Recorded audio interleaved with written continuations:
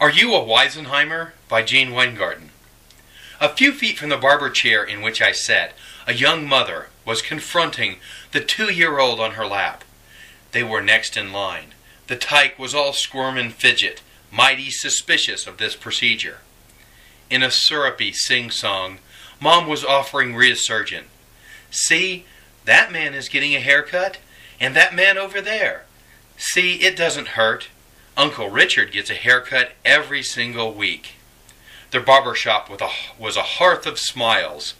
It was indeed a timeless maternal moment, a scene to make one's heart warm and soupy.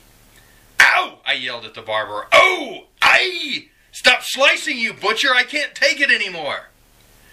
Okay, I did not actually do this, because if I had, I would have been stabbed to death by the moms with scissors. But the fact is, I wanted to do it. And the impulse was so great that it was nearly overpowering. These things come upon me with all the warning of a twitch, and are about as easy to resist. I have always thought this was a character flaw, a reflexive streak of cruelty for which I must atone. But of late, I have come to see it in a different light. I have come to believe that I have a disease. We'll give the condition an appropriately Freudian name: the Weisenheimer syndrome. One becomes a Weisenheimer because it feels good at first. You get giddy, but soon it becomes a habit.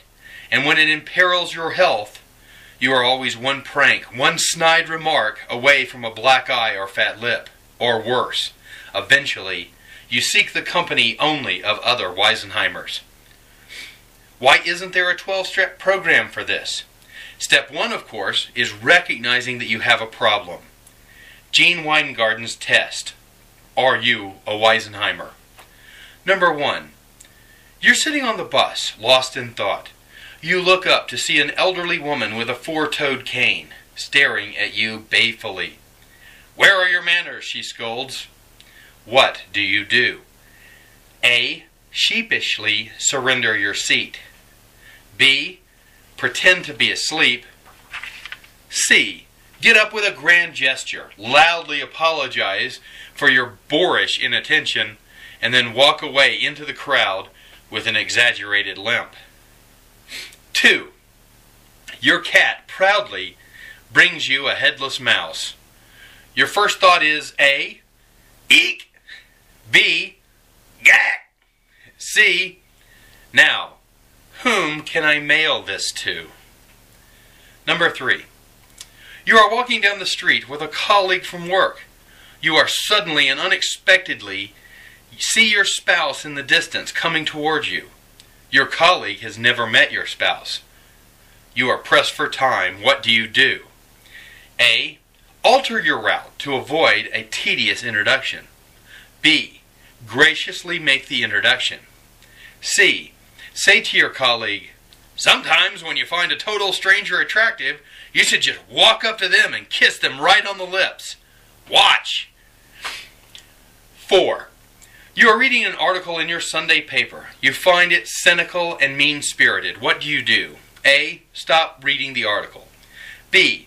Finish the article, but send a nasty letter to the editor and sign it. Or C.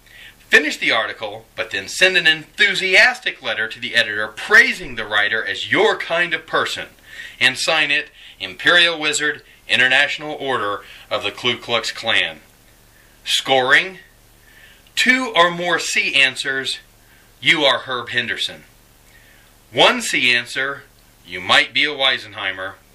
No C answers, you might be Mitt Romney.